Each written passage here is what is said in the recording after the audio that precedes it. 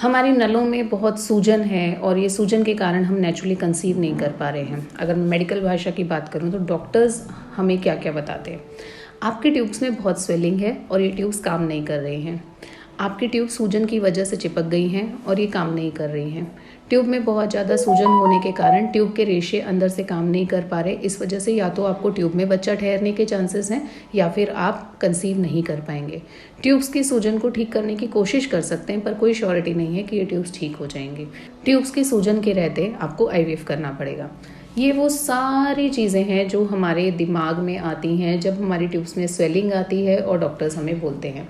आज की ये वीडियो इसी से रिलेटेड है। इस वीडियो को लास्ट तक जरूर देखिएगा। आपको इससे रिलेटेड सारे क्वेश्चंस और ट्यूब में स्वेलिंग का पक्का ट्रीटमेंट आपको इस वीडियो में एंड तक जरूर देखने को मिलेगा। सबसे पहले बात करते हैं ट्यूब में स्वेलिंग होती क्या है और क्यों ये इतनी इंपॉर्टेंट है कि ये इनफर्टिलिटी क्रिएट कर देती है। कोई नहीं चाहता कि इनफर्टिलिटी जैसी समस्या है और वो भी अगर ट्यूब में स्वेलिंग की वजह से आपको आईवीएफ करना पड़े तो मतलब फिर आयुर्वेद क्या करेगा। मैं तो ऐसा सोचती हूँ। बेसिकली ये आपकी ट्यूब्स हैं।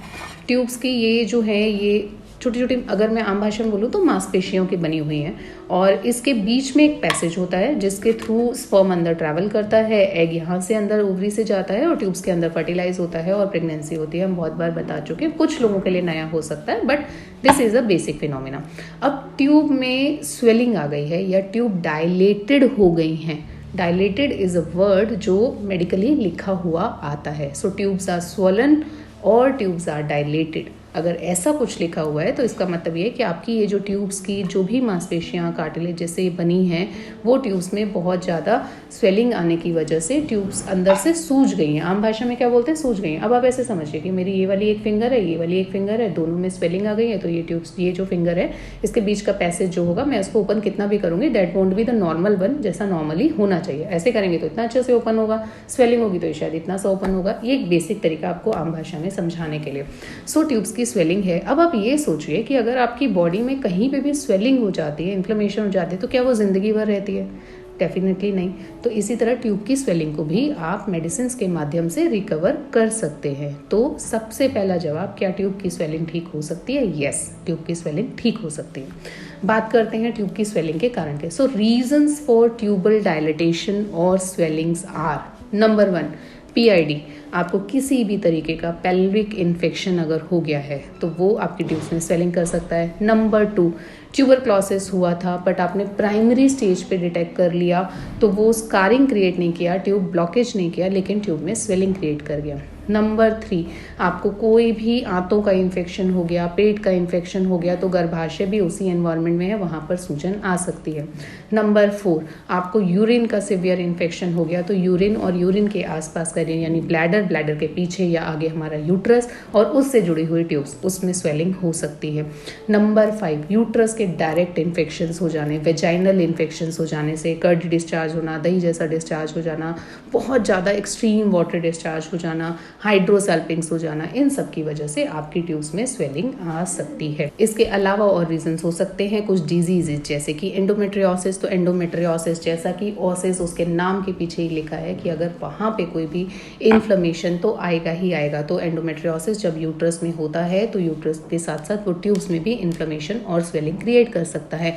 And last not the least, husband भी एक रीजन हो सकता है। आई एम सॉरी टू से but that is a fact. अगर हस्बैंड के स्पर्म में किसी भी तरीके का इन्फेक्शन है, किसी भी तरीके का स्पर्म में ऐसे बहुत ज़्यादा पसल्स आ रहे हैं, बहुत ज़्यादा बैक्टीरियाज वहाँ पे प्रेजेंट है, तो वो जब आप रिलेशन बनाते हैं तो वो भी ट्रैवल करके आपके यूट्रस में आपको इन्फेक्शन क्रिएट कर सकते हैं, ट्यूब्स में स्वेलिंग कर सकते हैं। So it is also like a sexually transmitted disease.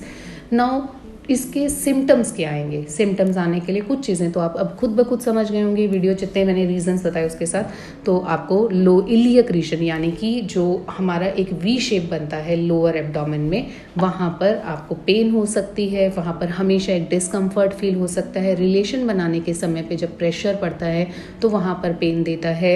Endometriosis है तो आप वैसे ही सीवियर पेन में रहते हैं। रिलेशन के बाद बहुत ज़्यादा जलन होना, रिलेशन के बाद आपको तुरंत यूरिन पास करने जैसी फीलिंग आना, रिलेशन बनाने के समय पे बहुत एक्सट्रीम डिस्कम्फर्ट होना, ये कुछ बेसिक सिम्टम है। पीरियड्स में बहुत एक्सट्रीम पेन होना और कभी कभी पूरे महीने तक नीचे पेट में दर्द रहना, ये बेसिक सिम्टम्स हो सकते हैं जो आपके ट्यूब्स में स्वेलिंग या इन्फ्लेमेशन क्रिएट कर सकते हैं। एंड मोस्ट इंपॉर्टेंट सिम्टम जो कि मैं और आप जो इस वीडियो से जुड़े हैं, जिसकी वजह से ये वीडियो आपने ओपन किया, डेट इज इनफर्टिलिटी।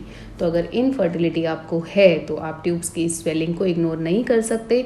डायग्नोसिस क्या हो सकता है, या तो लेप्रोस्कोपी किया जा सकता है या फिर आप HSG करा के ट्यूब्स की स्वेलिंग को जांच सकते हैं। ट्रीटमेंट एलोपैथिक साइंस में कुछ एंटीबायोटिक्स देके इसको ठीक करने की कोशिश की जा सकती है, लेकिन चांसेस कम होते हैं। आयुर्वेद के माध्यम से आप इसको रिकवर करने के लिए पूरी तरह से सक्षम हैं।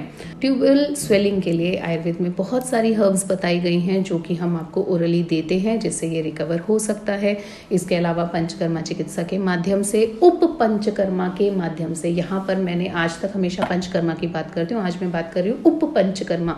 तो कुछ और एसोसिएटेड प्रोसीजर्स जो कि पंचकर्मा के साथ किए जाते हैं, लाइक आपको लोअर एब्डोमेन में पोटिस देना, लोअर एब्डोमेन में कैस्टर ऑयल का पैक रखना, लोअर एब्डोमेन में ऐसे पोटली स्वेद करना, ये कुछ उप पंचकर्मा प्रोसेस है जो कि आप घर पे कर सकते हैं along with the oral medication, जिसके साथ आप इसको रिकवर कर सकते हैं। क्या उत्तर बस्ती इसमें हेल्प करती है? जब ये स्वेलिंग आप रिकवर कर लेते हैं, तब अगर आप उत्तर बस्ती करते हैं तो ट्यूब की फंक्शनैलिटी को वापस से रिवाइव किया जा सकता है।